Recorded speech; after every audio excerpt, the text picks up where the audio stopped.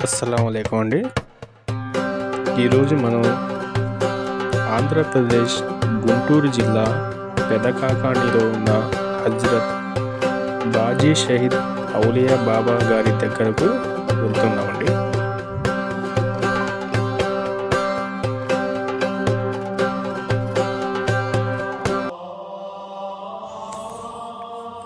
హజ్రత్ బాజీ షహీద్ ఔలియా బాబా గారు సయ్యద్ వంశంలో మక్కా నగరంలో పుట్టినారు.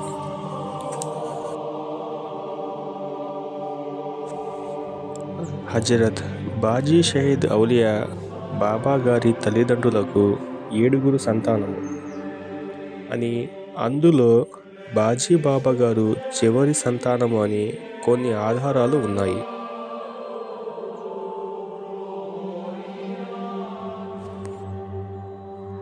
బాజీ బాబా గారు ఒక సూఫీ సాధువు. బాజీ షహీద్ ఔలియా గారి దర్గా 530 సంవత్సరాలు చరిత్ర కలిగినది.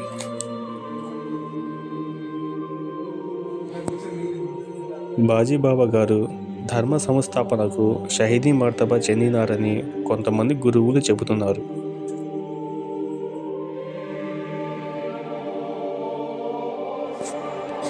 శ్రీకృష్ణదేవరాయలు గారు ఒకరోజు యుద్ధానికి తన సైన్యంతో బయలుదేరగా ఈ కాకాని ప్రదేశంలో తన సైన్యంతో సేద తీరుతున్నారు. బాజీ బాబా గారు శ్రీకృష్ణదేవరాయలు గారికి కలలో బషారత్ ఇచ్చి, ఇక్కడ బావి తవ్వించు, నీకు విజయం కలుగుతుందని చెప్పారు.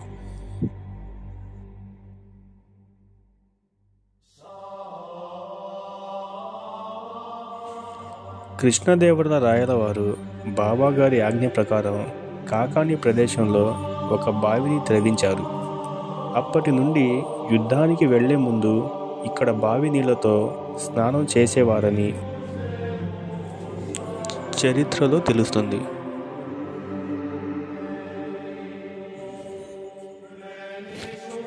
హజరత్ బాజీ షహీద్ బాబా గారు చాలా ఎత్తుగల మనిషి. కాకాని ప్రజలకు బషారతులు ఇచ్చి, నాకు సేవ చేసుకోండి, మీకు మేలు జరుగుతుంది అని అన్నారు.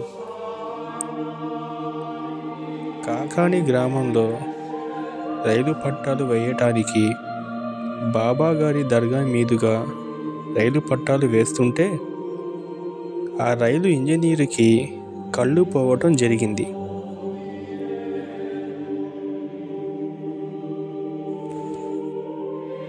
ఆ రైలు ఇంజనీరు తన తప్పు తెలుసుకొని బాబా గారికి క్షమాపణలు కోరగా హజ్రత్ బాజీ షహీద్ బాబా గారి మహిమతో అతనికి మళ్ళీ కళ్ళు వచ్చాయి. ఇది బాబా గారి మహిమకు నిదర్శనం. హజరత్ సయ్యద్ బాజీ షహీద్ బాబా గారి తల దగ్గర ఒక మర్రి చెట్టు ఉండేది. ఒక వ్యక్తి ఆ చెట్టు కొట్టివేయగా అతనికి ఏదో ఒక సమస్య వచ్చేది. బాబా వారు ఆయనకు కలలో దర్శనం ఇవ్వగా ఆ వ్యక్తి చెట్టు కొట్టకుండా ఆపినాడు. అప్పుడు బాబా గారి మహిమ ఊరు మొత్తం వ్యాపించింది. బాజీ బాబా గారి దగ్గరకు అనారోగ్య సమస్యలు ఉన్నా, గాలి చేష్టలు ఉన్నా కానీ, చాతబడి చేసిన, దయ్యాలు పట్టి పీడిస్తున్న బాబా గారి దగ్గరకు వచ్చి షఫా బావి దగ్గర స్నానం చేస్తే తగ్గిపోతుంది. కొంతమంది దగ్గర దుష్టగ్రహాలు పీడిస్తున్న బాజీ బాబా దగ్గరికి రాగానే స్వామివారు పట్టేస్తారు.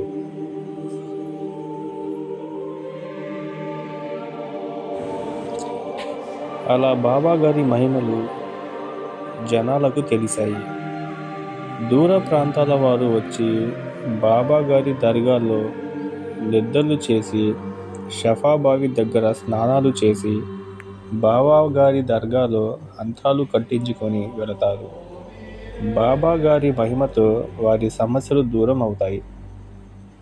భక్తులు వారి మొక్కులు మొక్కుకొని బాబా గారి మహిమలు చెప్పుకుంటూ వారు భక్తులకు, బంధువులకు అన్నదానం చేస్తారు. అలా వేల సంఖ్యలో బాబా గారి భక్తులు పెరుగుతున్నారు. బాబా గారి దగ్గరకు హిందువులు, ముస్లింలు కులమతాలకు అతీతంగా వస్తారు.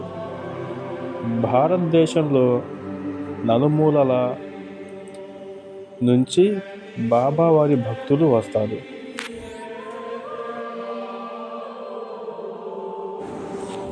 హజ్రత్ బాజీ షహీద్ ఔలియా బాబా గారి బోధనలు మరియు అద్భుతాలకు ప్రసిద్ధి చెందారు. ఈ దర్గా ప్రజలలో వైద్యం చేసే శక్తులను కలిగి ఉందని మరియు ఆధ్యాత్మిక అనుభవాలతో ముడిపడి ఉందని నమ్ముతారు. ఈ దర్గా యొక్క ముఖ్య లక్షణం మత సామరస్యాలకు ముస్లింలకు మాత్రమే కాకుండా హిందువులు మరియు ఇతర మతాల భక్తులు కూడా ఇక్కడికి పెద్ద సంఖ్యలో వచ్చి ప్రత్యేక పూజలు మరియు ప్రార్థనలు నిర్వహిస్తారు.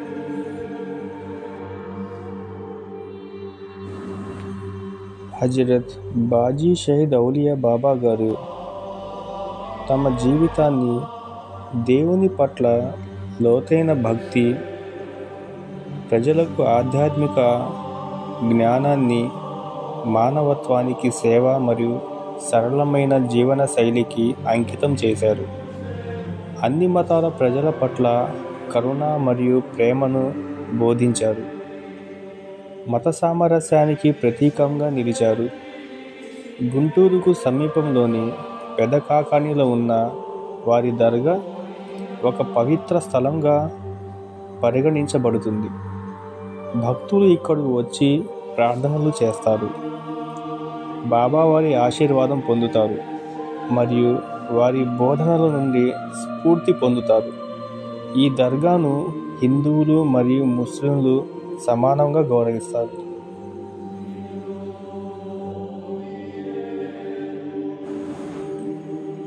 ఇక్కడ భక్తుల కోసం దర్గా చుట్టూ ప్రహరీ గోడలు, సీసీ రోడ్లు మరియు భక్తులు నిద్రించడానికి ప్రత్యేకమైన షెడ్లు వంటివి ఏర్పాటు చేశారు.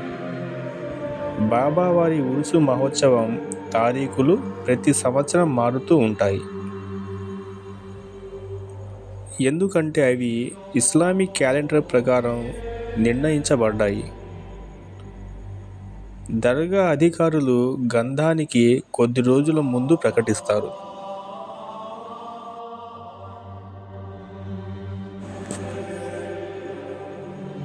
బాబావారి దర్గా గుంటూరు నుండి విజయవాడ వెళ్ళే హైవేకు వెళ్ళే దారిలో ఉంది.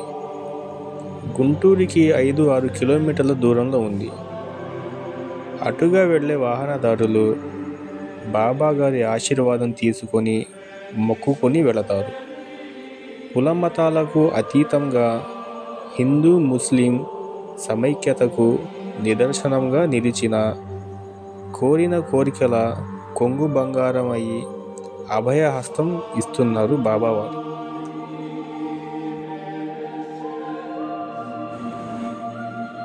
కానీ బాబా గారి గంధం ఉత్సవం కనులార చూసి తరించవలసిందే.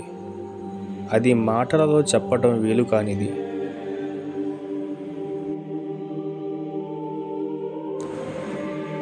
ఈ వీడియో చూస్తున్న వాళ్ళందరికీ హజరత్ బాజీ షహీద్ ఔలియా బాబా గారి దివ్య ఆశీస్సులు, అనుగ్రహం కలగాలని బాబా గారిని ప్రార్థిస్తున్నాను.